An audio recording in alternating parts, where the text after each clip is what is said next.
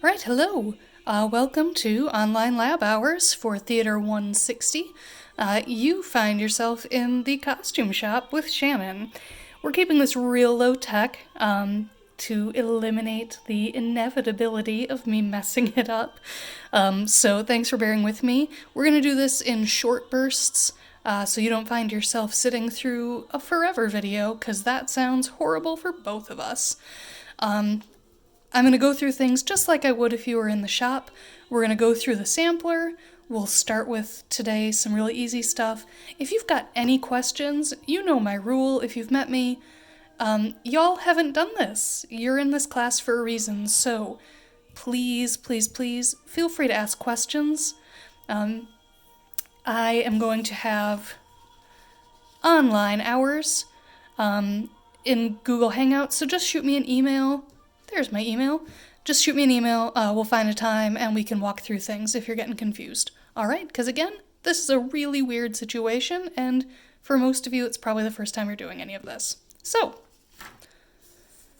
today, we're going to get started with our hand sewing. We're going to learn running and basting stitches.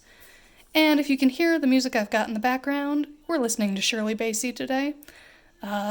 I think that one of the great things about the costume shop is that we keep things real low-key. We've usually got music going on, and Jim and I get a kick out of introducing you all this stuff. So today, Shirley Bassey. Check her out. She's awesome. So, hand sewing. A lot of magic with this itty-bitty needle. And this stuff, it's called silamide. Silamide. It is a pre-waxed thread for hand sewing. All says that right there. It's fabulous. It just makes life so much easier. If we were in the shop, I would tell you, hey, you should check out all the different colors of silamide we have. We don't have every color available. We've got spools of just about everything, but check silamide first if you're going to do hand sewing, because it's wonderful. So, to get started, you're going to pull out a single super long thread. And then, this is hard to do looking at the video monitor and looking at my hands.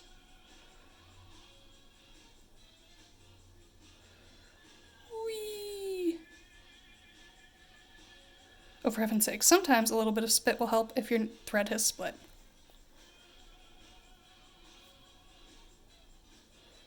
Wash your hands before and after you do this, please. Please, please, please. Always, but especially as we find ourselves in the spring of 2020. All right, so for the sake of the sampler, here, I'm going to bring this in front of some white so you can see it. You need to tie off. Now, for the sake of the sampler, I bring both ends together and bring the needle to the center of the thread. Because then when you tie these together, there's no chance of your needle falling off. You don't always have to do that, but I do think while you're learning, it's just a little bit easier.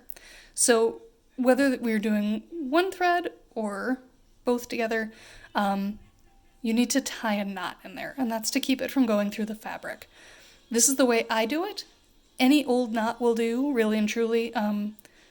We're going to bury it. We're never going to see that knot. So just get a knot that's big enough to stop it from going through.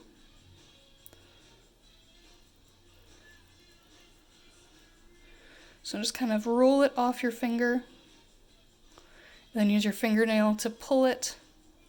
And look at that, big old ugly knot. I'm going to do that one more time, though with the magic of video, you can just go back and watch it again. But still.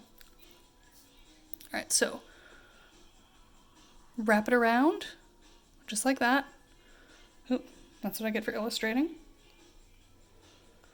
And then roll it off your finger, fingernail down to keep it in place, and pull. And there you go, big old ugly knot. Now, like I said, we're going to be working our way through the sampler of all of the different kinds of stuff that you could be doing in the shop, hand sewing wise. A lot of this stuff you'll honestly never use, but if you're not going to use it, it's really good to help you learn things that are used more often. So, We're going to start with these 4 stitches, but today just the running and the basting stitch.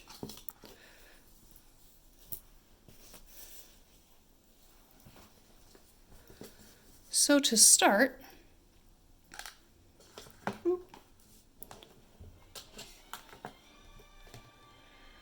going to use a ruler to draw 2 lines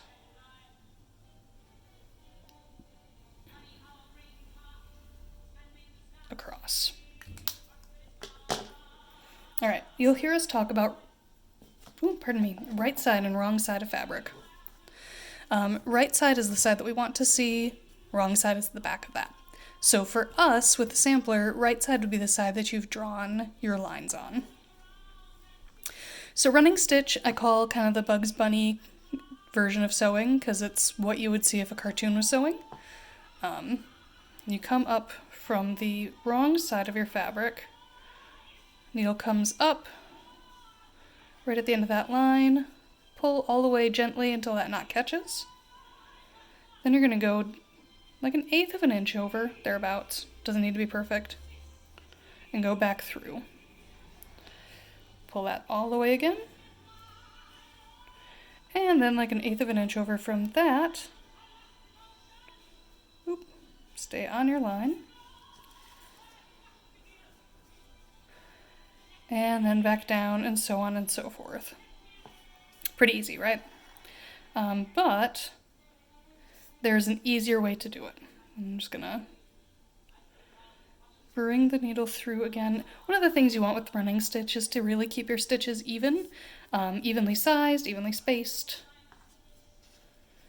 It's prettier, but it also holds better. All right, so part of the reason why this is called running stitch is because you can run the needle and do a whole bunch of stitches at once and save yourself a whole bunch of time.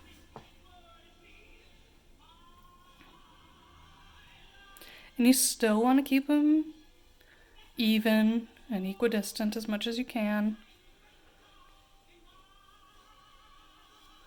See that?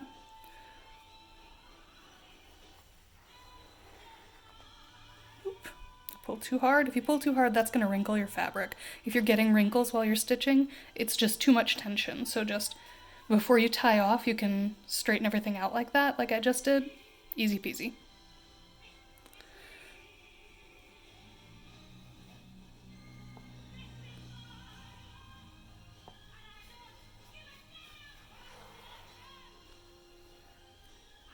I'm just going to go all the way down your line with your running stitch.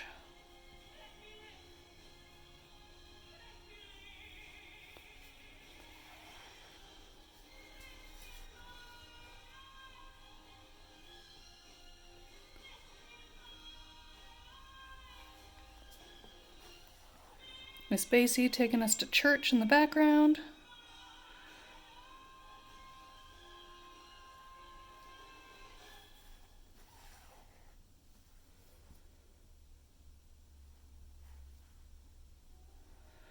Something else super important to keep in mind while we're doing this, if you're doing this at home, this is not a race. Again, you don't do this every day. I do not expect you to be as fast as I am. Plus, you're out there doing this. Nobody's there to watch you. Just take your time.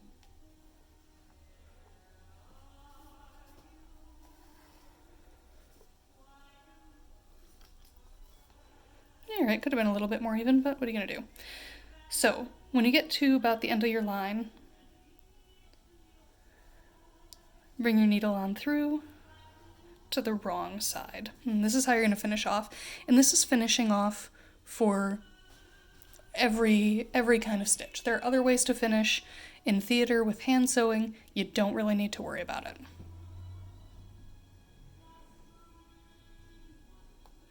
So you're going to pick up really close to where your thread's coming out, again on the wrong side. You're going to pick up like a single thread of the fabric, not the thread that you're using. I don't know if you can see that. Just a little itty bitty bit of thread there. So you won't pull all the way through just yet. And you're gonna bring your needle, you've created a loop of thread here, you're gonna bring your needle through that, just like you're tying a knot. That's exactly what you're doing. And then you're gonna pull it super gently until that knot finishes. Then I like to go through once more, again, just like a single thread of fabric.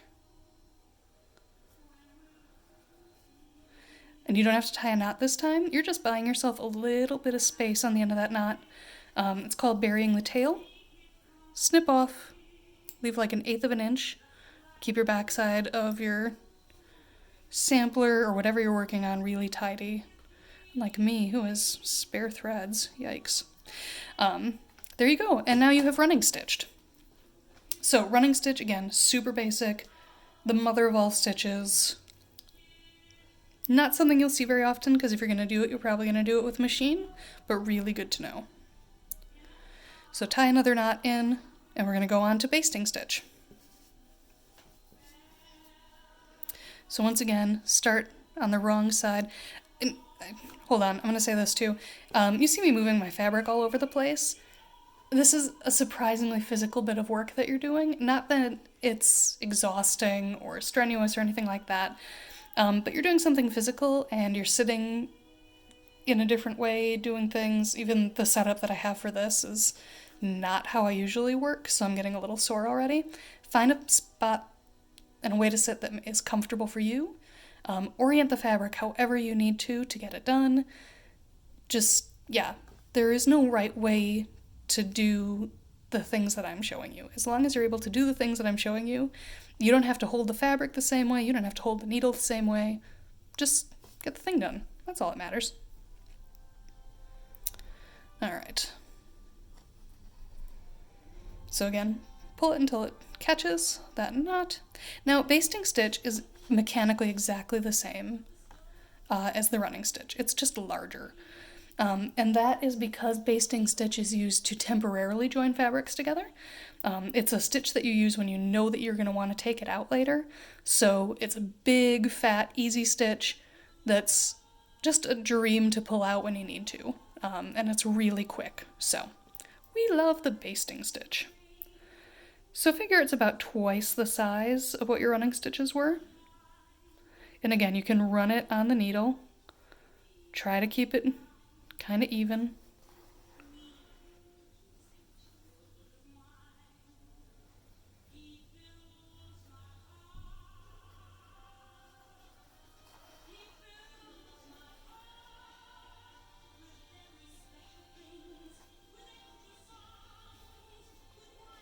Yep.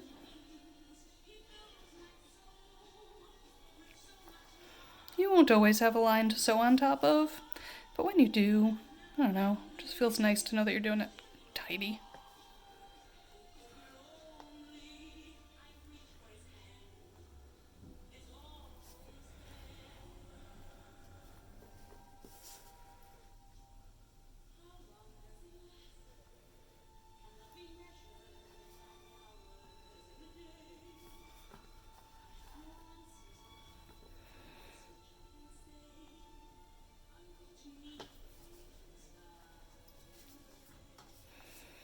And then again, finish off like you did before. It's going to be the finisher that you use almost every single time. Go ahead and bookmark this video too, just because I know how it is when you don't do this all the time. It's easy to forget. So this video shows you how to get started with your needle and thread, how to tie off, how to do the basics. Thanks so much for joining me today.